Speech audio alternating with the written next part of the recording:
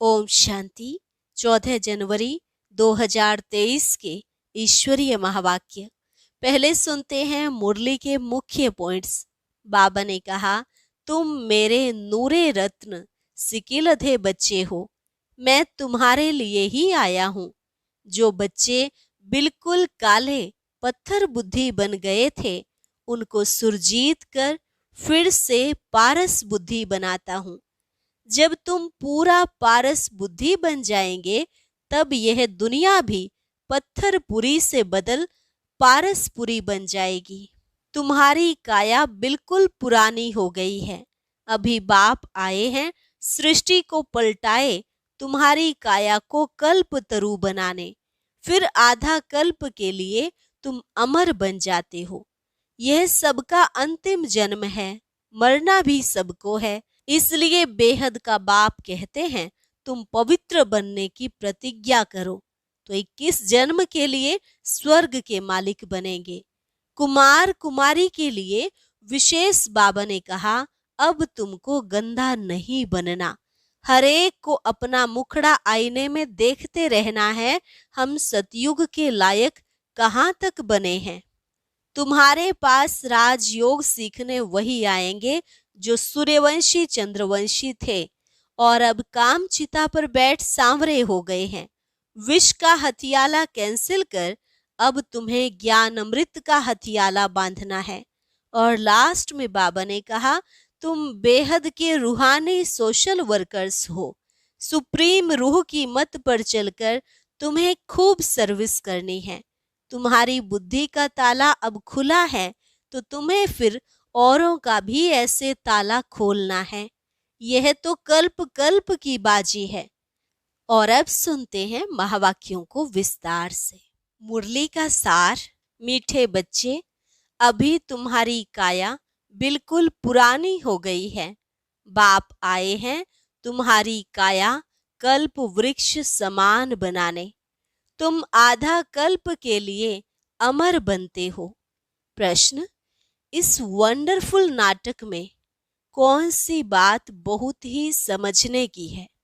उत्तर, इस नाटक में जो भी एक्टर्स पार्टधारी हैं, उनका चित्र केवल एक बार ही देख सकते, फिर वही चित्र 5000 वर्ष के बाद देखेंगे।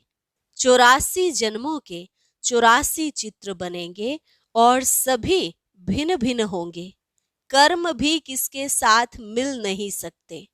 जिसने जो कर्म किए वह फिर 5000 वर्ष बाद वही कर्म करेंगे। यह बहुत ही समझने की बातें हैं। तुम बच्चों की बुद्धि का ताला अभी खुला है। तुम यह राज सबको समझा सकते हो। गीत, भोलेनाथ से निराला कोई और नहीं, गौरीनाथ से निराला कोई और नहीं। ओम शांति। भोलानाथ सदैव शिव बाबा को कहा जाता है, शंकर को नहीं कहा जाता। वह तो विनाश करता है और शिव बाबा स्थापना करते हैं। यह तो जरूर है, स्थापना स्वर्ग की और विनाश नरक का करेंगे। तो ज्ञान सागर भोलानाथ शिव को ही कहेंगे। अब तुम बच्चे तो अनुभवी हो। जरूर कल्प पहले भी शिव बाबा आया होगा और अब आया है जरूर। उनको आना जरूर है, क्योंकि नई मनुष्य सृष्टि की रचना है। इस ड्रामा के आदि मध्य अंत का राज बताना है, इसलिए जरूर यहाँ आना है।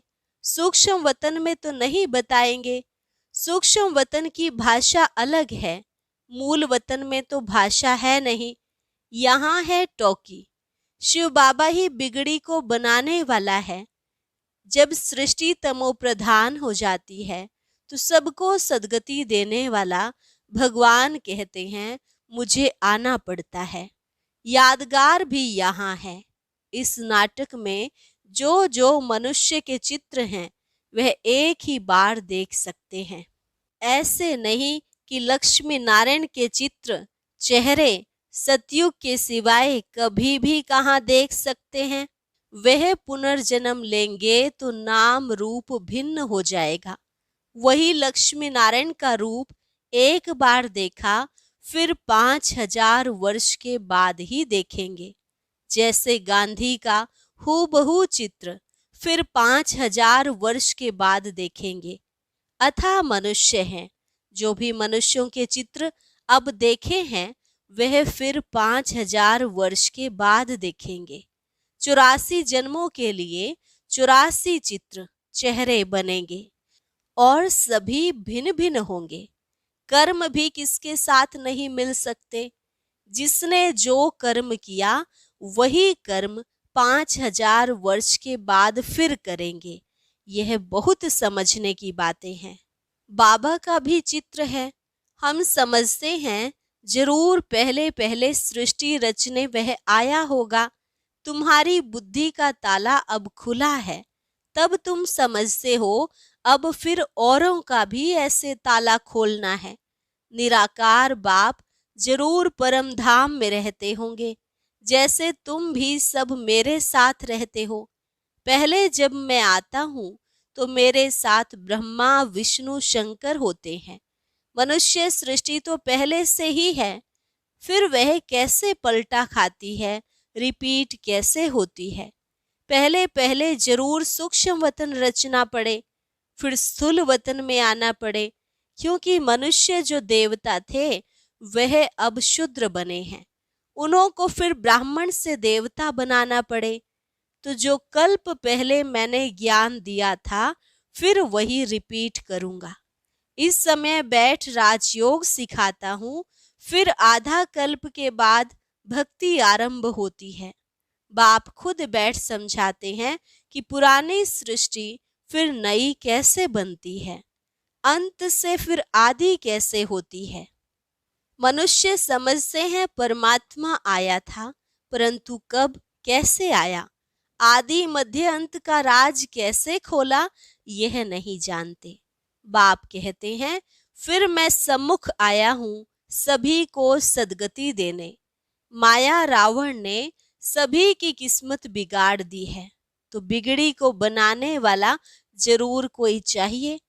बाप कहते हैं 5000 वर्ष पहले भी ब्रह्मा तन में आया था। मनुष्य सृष्टि जरूर यहाँ ही रची है। यहाँ आकर सृष्टि को पलटाए काया कल्प वृक्ष समान बनाते हैं। अब तुम्हारी काया बिल्कुल पुरानी हो गई है। इसको फिर ऐसा बनाते हैं जो आधा कल्प के लिए तुम अमर बन जाते हो। भले शरीर बदलते हो परंतु खुशी से। जैसे पुराना चोला छोड़ नया लेते हैं, वहां ऐसे नहीं कहेंगे कि फलाना मर गया, उनको मरना नहीं कहा जाता है। जैसे तुम्हारा यह जीते जी मरना है तो तुम मरे थोड़े ही हो, तुम तो शिव बाबा के बने हो। बाबा कहते हैं तुम मेरे नूरे रत्न सिकिलधे बच्चे हो। शिव बाबा भी कहते हैं तो ब्रह्मा बाबा भी कहते हैं। वह निराकारी बाप, यह साकारी बाप। अभी तुम कहते हो बाबा आप भी वही हो ना, हम भी वही हैं जो फिर आकर मिले हैं। बाप कहते हैं मैं आकर स्वर्ग स्थापन करता हूँ। राजाई तो जरूर चाहिए, इसलिए राजयोग सिखाता हूँ।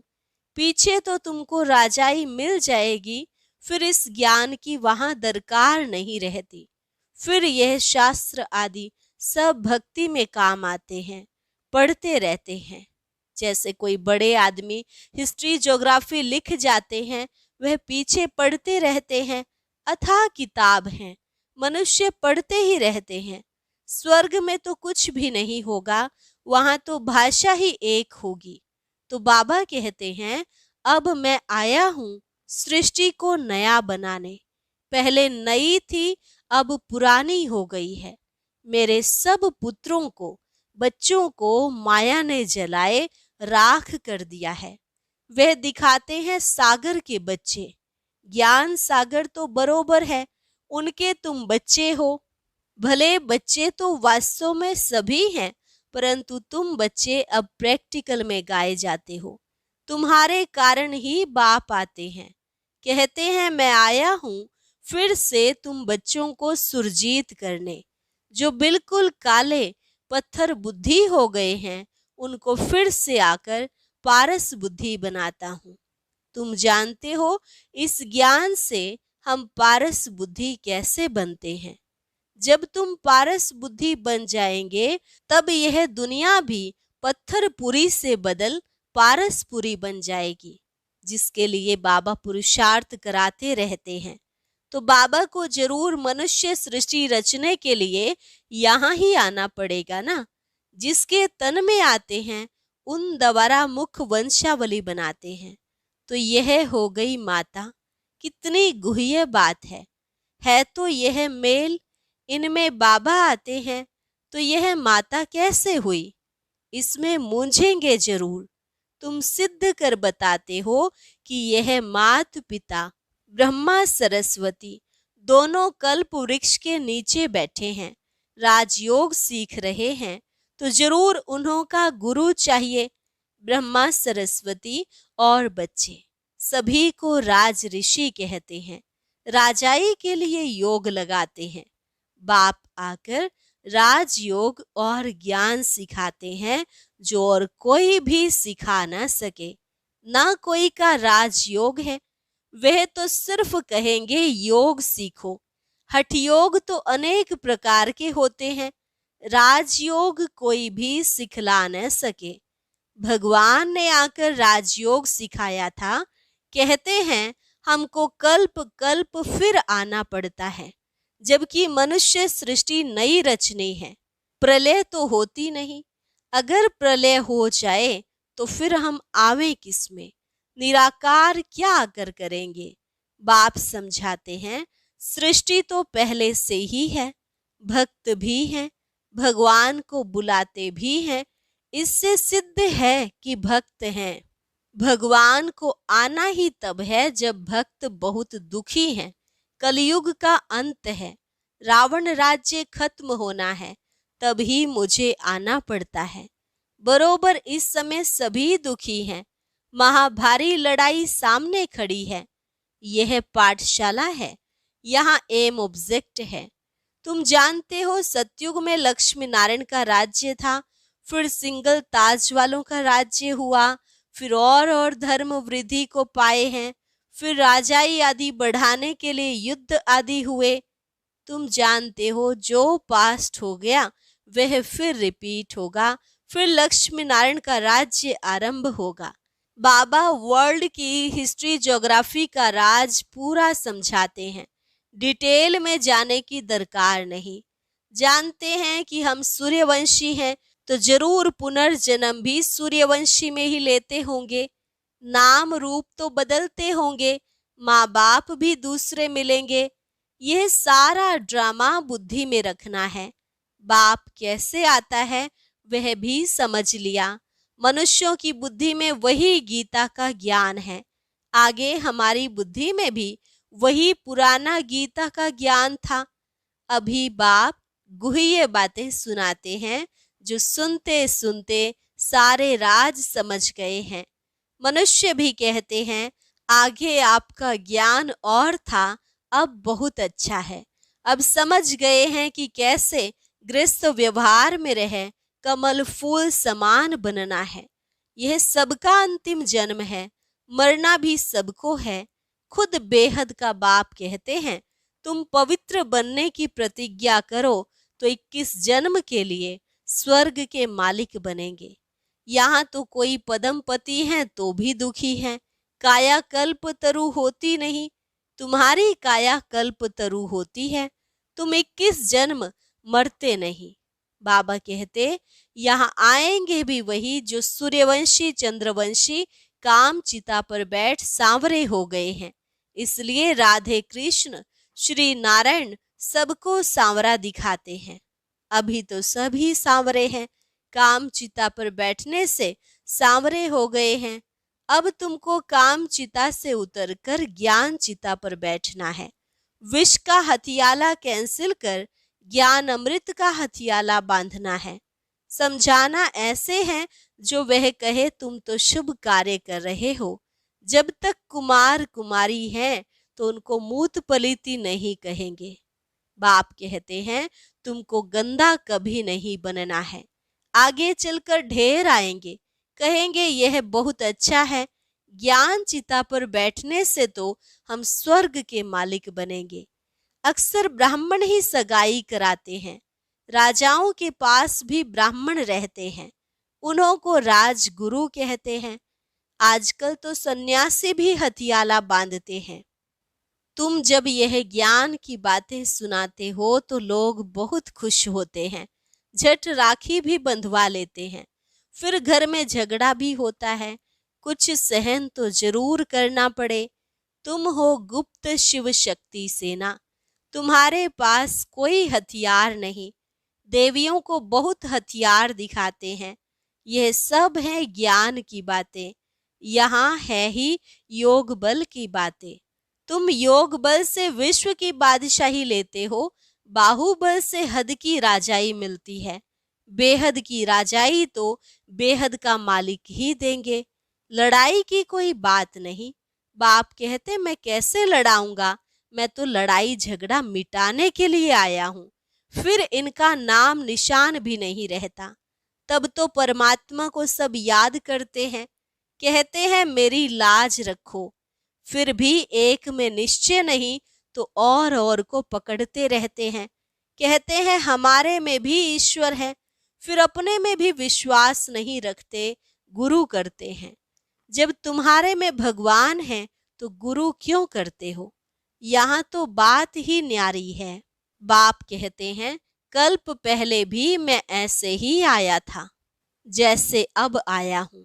अब तुम जानते हो कि रचता बाप कैसे बैठ रचना करते हैं। यह भी ड्रामा है। जब तक इस चक्र को नहीं जाना तब तक कैसे जाने कि आगे क्या होना है। कहते हैं ये कर्म क्षेत्र है, हम निराकारी दुनिया से पार्ट बजाने आए हैं। तो तुमको सारे ड्रामा के क्रिएटर डायरेक्टर का मालूम होना चाहिए। हम सब एक्टर्स तो जान गए हैं कि यह ड्रामा कैसे बना हुआ है, यह सृष्टि कैसे वृद्धि को पाती है। जबकि अब कलयुग का अंत है तो जरूर सतयुग स्थापन होना चाहिए। इस चक्र की समझानी बिल्कुल ठीक है। जो ब्राह्मण कुल के होंगे वे समझ जाएंगे। फिर भी यह प्रजापिता है तो अपना कुल बढ़ता ही जाएगा। बढ़ना तो है ही। कल्प पहले मुआफिक सब पुरुषार्थ करते ही रहते हैं। हम साक्षी होकर देखते हैं। हर एक को अपना मुखड़ा आईने में देखते रहना है कि कहाँ तक हम लायक बने हैं सतयुग में राजधानी लेने के। यह कल्प कल्प की बाजी है, जो जितनी सर्विस करेंगे। तुम हो बेहद के रूहानी सोशल वर्कर्स। तुम सुप्रीम रूह की मत पर चलते हो। ऐसे अच्छी अच्छी पॉइंट्स धारण करनी है। बाप आकर काल के पंजे से छुड़ाते हैं। वहां मृत्यु का नाम नहीं। यह है मृत्यु लोक, वह है अमर लोक। यहाँ आदि मध्य अंत दुख है, वहां दुख का नाम निशान नहीं। अच्छा, मीठे मीठे सिकिलधे बच्चों प्रति मात पिता बाप दादा का याद प्यार और गुड मॉर्निंग। रूहानी बाप की रूहानी बच्चों को नमस्ते। रूहानी बच्चों की रूहानी बाप दादा को नमस्ते नमस्ते, गुड मॉर्निंग। धारणा के लिए मुख्य सार। पहली पॉइंट, हम निराकारी और साकारी दोनों बाप के सिकिलधे नूरे रत्न हैं। हम शिव बाबा के जीते जी वारिस बने हैं, इसी नशे में रहना है। दूसरी पॉइंट, योग बल से विश्व की राजाई लेनी है। पवित्रता की राखी बांधी है तो सहन भी करना है, पतित कभी नहीं बनना है। वरदान, सुख के सागर बाप की स्मृति द्वारा दुख की दुनिया में रहते भी सुख स्वरूप भव। सुख के सागर बाप की स्मृति द्वारा दुख की दुनिया में रहते भी सुख स्वरूप भव। सदा सुख के सागर बाप की स्मृति में रहो तो सुख स्वरूप बन जाएंगे। चाहे दुनिया में कितना भी दुख अशांति का प्रभाव हो, लेकिन आप न्यारे और प्यारे हो, सुख के सागर के साथ हो, इसलिए सदा सुखी, सदा सुखों के झूले में झूलने वाले हो। मास्टर सुख के सागर बच्चों को दुख का संकल्प भी नहीं आ सकता, क्योंकि दुख की दुनिया से किनारा कर संगम पर पहुंच गए।